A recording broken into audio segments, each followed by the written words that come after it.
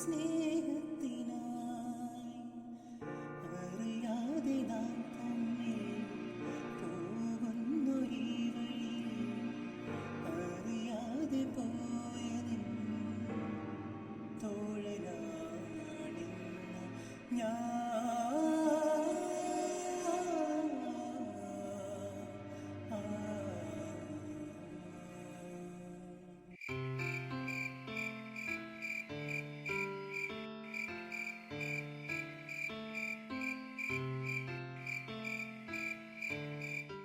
Hi, ഞാൻ അബി. കൂടെയുള്ളവർ പ്രസൻറ്റിലും ഫ്യൂച്ചറിലും ജീവിച്ചപ്പോൾ ഞാൻ പാസ്റ്റിലും പ്രസൻറ്റിലുമായിരുന്നു. കഴിഞ്ഞ കാലത്തിൻ്റെ ഓർമ്മ പുതുക്കൽ കൂടിയാണിത്. വില്യം ഷേക്സ്പിയറിൻ്റെ വരികൾ പോലെ, when I saw you I fell in love and you smiled because you knew. എൻ്റെ ആദ്യ പ്രണയം. എല്ലാം ഓർമ്മകളായി മറയുമ്പോൾ ചില കാര്യങ്ങൾ ഞാൻ എൻ്റെ മനസ്സിനെ ഓർമ്മപ്പെടുത്താൻ ആഗ്രഹിക്കുന്നു. ഒരുപക്ഷെ എന്നെപ്പോലെ ഒരുപാട് പേർ ഇവിടെ ഉണ്ടാവാം.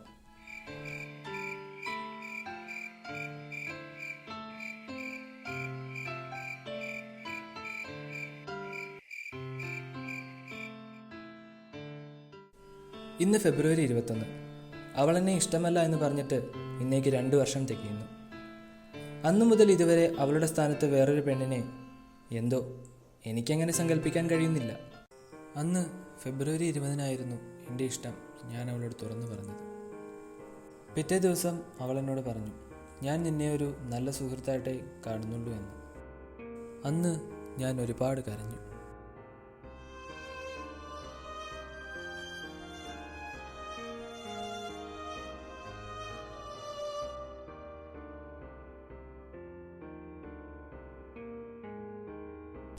അതിലൂടെ ഞാനൊരു കാര്യം മനസ്സിലാക്കി. സ്നേഹിക്കുന്നവർ നമ്മുടെ ജീവിതത്തിൽ ഇല്ലാതാകുമ്പോൾ നാം എത്ര ദുഃഖിക്കുമെന്ന്. പിന്നീട് എന്തോ ഞാൻ അവളെ നഷ്ടപ്പെടുത്താൻ തയ്യാറല്ലായിരുന്നു. പിന്നെ ഒരു 3 തവണ കൂടി എൻ്റെ ഇഷ്ടം ഞാൻ അവളെ അറിയിച്ചു. 3-ാം തവണ എല്ലാം നിർത്തിക്കോളാൻ അവൾ എന്നോട് പറഞ്ഞു. അന്നുവരെ നല്ല സുഹൃത്തുക്കളായിരുന്ന ഞങ്ങൾക്കിടയിൽ ദിവസം ചെല്ലുന്തോറും അകലം കൂടി വന്നു. ഉള്ളിൽ പ്രണയം വെച്ച് സുഹൃത്തായി അഭിനയിക്കാൻ കഴിയാതെയാണ് ഞാൻ അവളോട് എല്ലാം തുറന്നു പറഞ്ഞത്. അത് തെറ്റാണോ? എനിക്ക് തോന്നിയില്ല. ഉള്ളിൽ പ്രണയവും വെളിയിൽ സുഹൃത്തായും അഭിനയിക്കുന്നവർ ഇപ്പോഴുമുണ്ട്, എനിക്കറിയാം.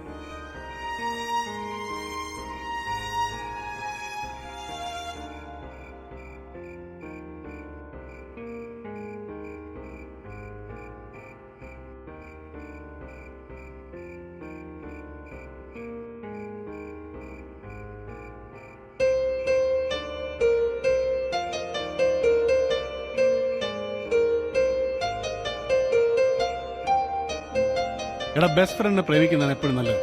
കാരണം എന്താ പറയാ, ഇല്ല ഇതെന്തായാലും അടിച്ചു പിരിയും ഒരു കാലത്ത്. അപ്പൊ you can always fall back on that friendship. മറ്റേന്താന്ന് വെച്ചാല് അടിച്ചു പിരിഞ്ഞ ആ വഴി പോവും. പക്ഷെ എപ്പോഴും ഒരു സ്റ്റാൻഡ് ബൈ വെച്ചിരിക്കണം പ്രേമത്തിൽ. പ്രേമിച്ച് വിഷമിപ്പിക്കാൻ പാടില്ല.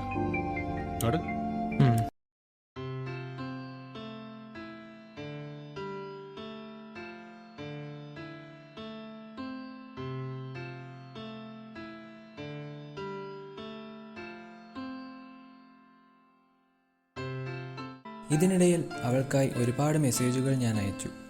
പക്ഷേ ഒന്നിനും റിപ്ലൈ തന്നില്ല. എങ്കിലും ഞാൻ അറിയാതെ ആശിച്ചു അവളുടെ റിപ്ലൈ.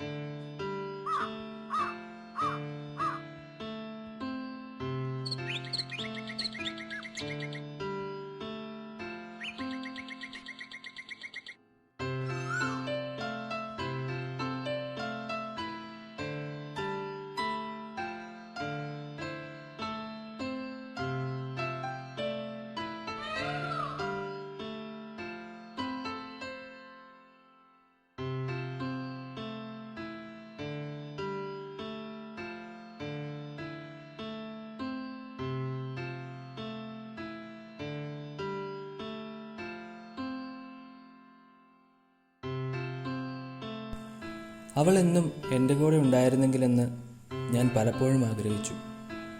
എല്ലാം നടക്കാത്ത ആഗ്രഹങ്ങളാണെന്നറിയാൻ 2 വർഷമെടുത്തു. ഈ 2 വർഷത്തിൽ എനിക്ക് നഷ്ടപ്പെട്ട നാളുകൾ ഒരുപാടാണ്. പക്ഷേ അന്നു മുതൽ ഞാൻ എന്നെ അറിയാൻ തുടങ്ങിയിരുന്നു. ഒരു വാൽക്കണ്ണാടിയിലേക്ക് നോക്കും പോലെ ഓരോ തവണ നോക്കുമ്പോഴും എന്തൊക്കെയോ മാറ്റങ്ങൾ ഞാൻ മനസ്സിലാക്കി.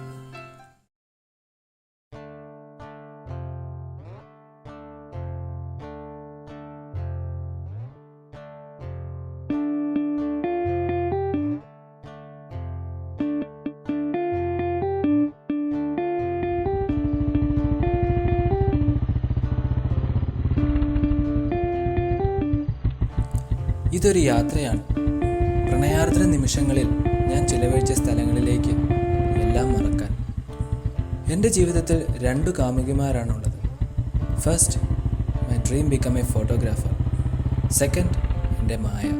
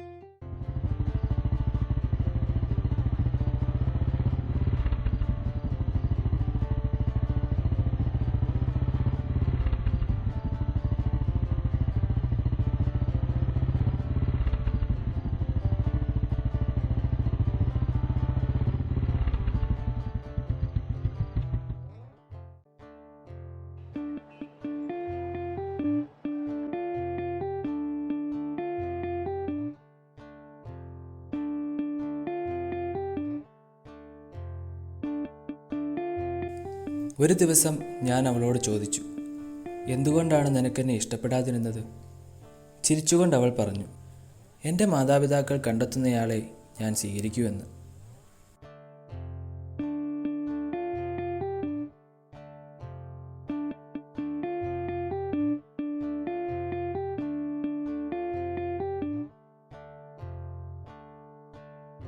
പിന്നീട് ഞാൻ ഒന്നും ചോദിച്ചില്ല, ഒന്നും പറഞ്ഞുമില്ല. കാരണം സ്വന്തമായി ആലോചിക്കാനും തീരുമാനമെടുക്കാനും കഴിവില്ലാത്തവരോട് എന്തു പറഞ്ഞിട്ട് എന്താ കാര്യം?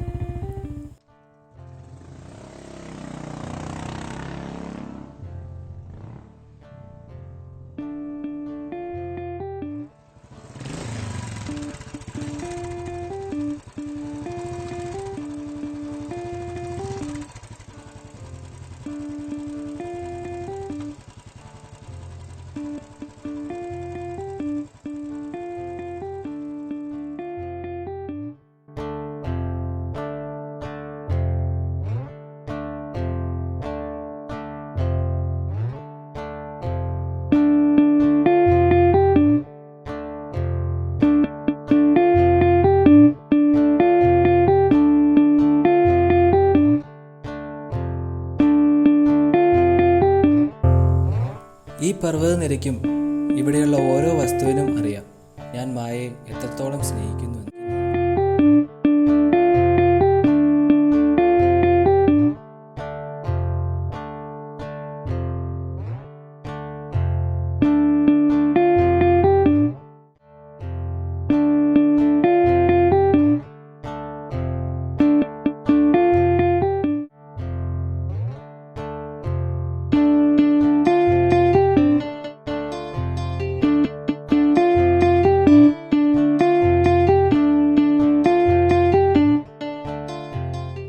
ഒരാണോ പെണ്ണോ നിങ്ങളോട് ഇഷ്ടമാണെന്ന് പറയുമ്പോൾ എന്തുകൊണ്ട് അവൻ അല്ലെങ്കിൽ അവൾ എന്നോടിത് പറഞ്ഞത് എന്ന് ആരെങ്കിലും ചിന്തിച്ചിട്ടുണ്ടോ?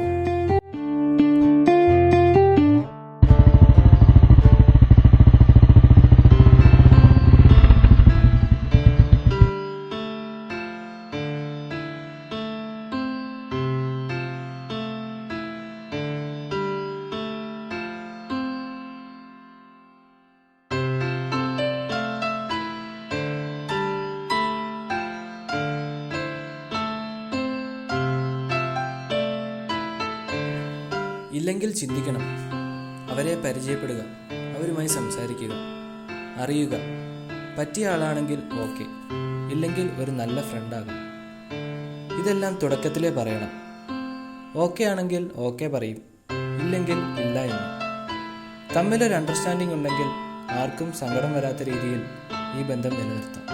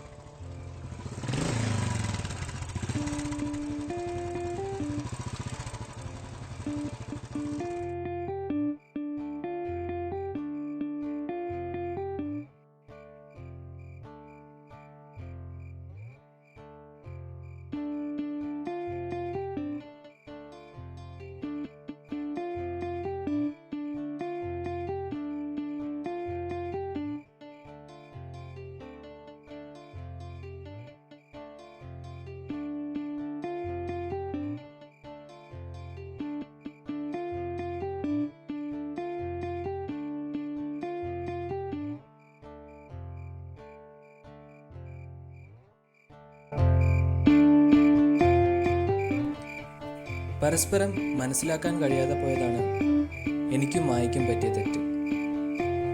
ഇവിടെ ഒരു കാര്യം സൂചിപ്പിക്കാൻ ഞാൻ ആഗ്രഹിക്കുന്നു. അറിയാൻ ശ്രമിക്കുക നമ്മുടെ കൂടെയുള്ളവരെ. അതിന് സാധിച്ചാൽ എന്നും അവരോടൊപ്പം നിൽക്കാൻ നമുക്ക് കഴിയും.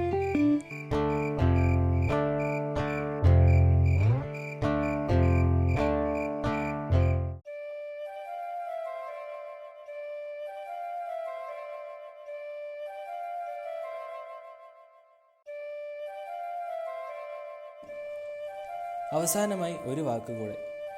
കൂടെയുള്ളവരെ പറ്റി, പ്രണയിക്കുന്നവരെ പറ്റി, സ്വന്തം കുടുംബക്കാരെ പറ്റിയുള്ള തിരിച്ചറിവിലൂടെയാണ് നമ്മുടെ കൂടെ എന്നും ഇവരെല്ലാം ഉണ്ടാകുമെന്ന സത്യം നാം മനസ്സിലാക്കുന്നത്.